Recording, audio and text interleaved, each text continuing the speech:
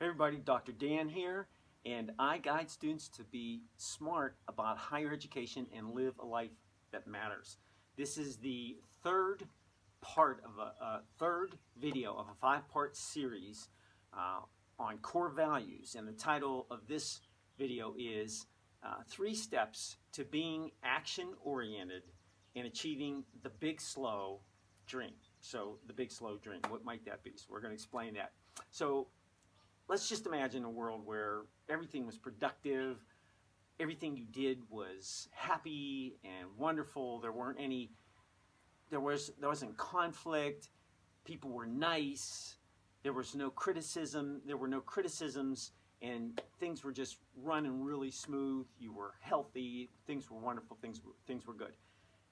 Problem is, that's Disney World. That's not reality. So a better depiction of that might be the author Leo Tolstoy made a comment. He said, true life is lived when tiny changes occur. So true life is not about all cruising along, happiness, and no problems.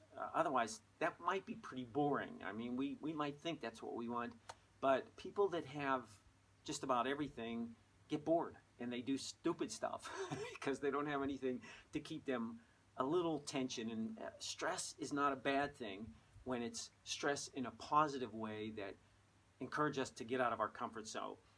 So you have a tough time finding a person saying, or any motivational speaker saying, dream small. But there's a song out there by an artist, and the name of the song is Dream Small. And I kind of cringed at that when I first started. Said, that's not me, I'm not dreaming small.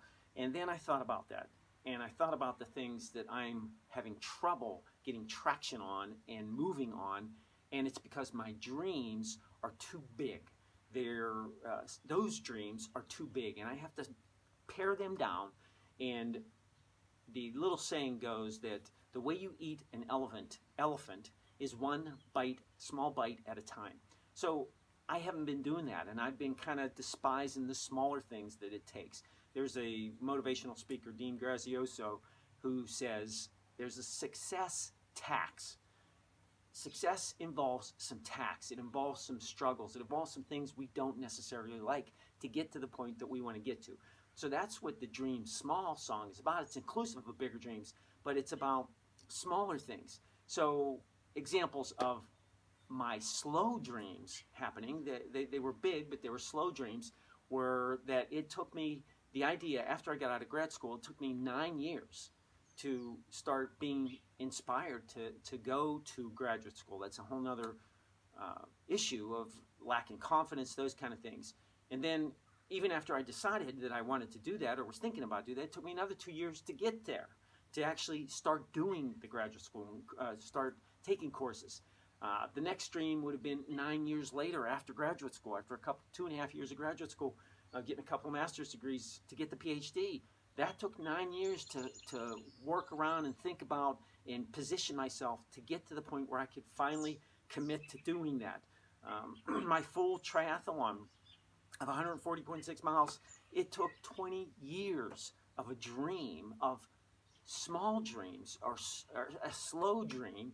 It was a big dream, but it was slow getting there. So these were my dreams, both big and small, but they took a lot of time to get there. But they also consisted of a bunch of small dreams, or dreaming small, accomplishing things along the way to give me the confidence to get there to the bigger dream.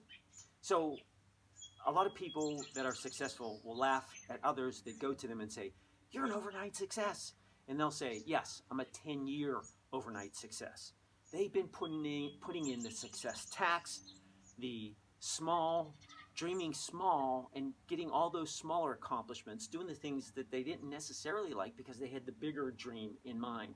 So what happens when we get these big dreams and we get them piecemeal? We do them the right way, with integrity, with honor, honesty, achieve them the right way. There's this deep sense of accomplishment once we achieve these things. They were earned with sweat equity. They were earned without regrets. Those are good, wholesome dreams, big, slow dreams that are very fulfilling and bring meaning to life and purpose. But we got to take the first step. How do we get there? These are these action steps. So the first step is taking the first step. That's what that would be. So I've got to take that first step. So that first step has to be measurable, achievable, and time sensitive, but can't sabotage me going on the bigger dream, because I've got to have some successes right off the bat just to get me some momentum and some encouragement. The second step would be that I have to be thinking imperfect done is better than masterpiece unfinished. Okay, so it doesn't have to be perfect. Yes, I've got to give a good effort. I've got to give my best effort, but effort doesn't translate to perfection, and it certainly doesn't translate to masterpieces, especially at first. So we have to be thinking that, yes, I want to put my best effort. So the perfection could be in put your perfect effort at this point in your career, at this point in your journey, forth. That counts. But it doesn't have to be excellent. It can be excellent enough. So the third step would be tracking your progress. You need to be able to look back and say, man, I've been doing this for a long time. And that long time for some could be days, weeks, months, years. And look back and say, I have made progress. And I still have the dream inside of me. It's hard. It's been working hard. But I have made some progress. So that gives you the courage to press on. So celebrate those victories. Learn from your defeats and develop good systems and processes. That means you're developing systems so that once you get that system down, now you improve the system. You don't have to critique yourself or your efforts if you've been putting forth your best effort. And then you can improve on those and you can scale them up. Once the systems are good, now you can scale those things up. But you're tracking these things, and that enables you to make progress and build upon good foundational principles that you've been working through. So the dream of Disney World, most people that go to Disney World, they have to plan it, they have to save for it. It takes time. They can't just go overnight on a whim unless you've got unlimited resources, which most people don't. So they plan, and they think about it. And as the journey goes on, they can get excited in anticipation. The journey is part of the excitement to getting there. So those are those action steps. Take that first action.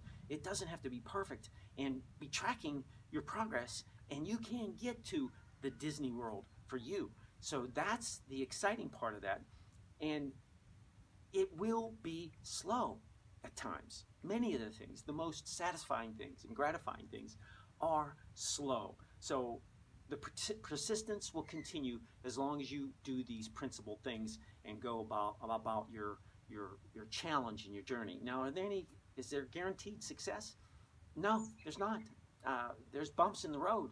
I could have failed at any point in my PhD. When I look at how close it was to getting there, there are many reasons why people don't get a PhD or don't do the triathlon. There's injuries, there's life happens, tragedies. So I'm just really fortunate to get through those things. So the dream was fulfilled. There's other dreams that haven't been fulfilled, and I've fallen short. I still have a dream with my business, my personal business, and reaching 1 million students with information that I can give them. So it's better. It's much better. I have made a commitment to say, I'm going to give my best shot, and I will drain everything, all of my resources, and give it all up to achieve that, because it's far worse for me to not have tried rather than to just say, well, I can't do it. It's not going to happen. It's far worse to live with that regret and say, I woulda, coulda, shoulda, if that would only happen. No, pursue the dream. No, there's this balance between this zone of being an overwhelming dream and not challenging yourself or stepping out there on the cliff. We talked about in one of the videos, like, what is your cliff? What are you stepping over and get you nervous, and you're not really sure you can do it. You might not even think you can do it, but there's a lot of things that say, yes, you can do this. So take the shot. I mentioned in some videos back, there was a study of 90-year-olds, and one of their biggest regrets being in their 90s was they didn't take enough risks. Take the risk, pursue the dream, and I'd love to help you do that. So it's good in the title of this video to say, and I encourage you, to dream big, but slowly, if it's this great, great dream. So if this video was helpful to you and you think others could benefit from it, pass it on, share it, forward it, email it to them, and put your comments below to let me know what your dream is. Is it looking possible to you? Is it something you're pursuing and it's been hard? I want to share that burden with you and give you some encouragement. That's what this video is about, to encourage you to pursue that dream, whether it's in academics or a job, or the academics and the schooling is part of that, or relationships, or just your personal life. So I'm going to encourage you to do this. So do leave your comments, and if you aren't on my email list to get these videos on a weekly basis, the Wisdom for the Week videos, then please sign up on my site. There's plenty of places to do that. There's an eZine article, that's E-Z-I-N-E. You'll see the reference to this in the text below of I wrote more extensively on this. So check that out. And so just wrap this up. Go for this thing. Don't hold back. Don't be afraid to take risks. And dream big, but slowly. So this is Dr. Dan. Know where you're going in life. Become the person you were destined to be and make a difference in the world.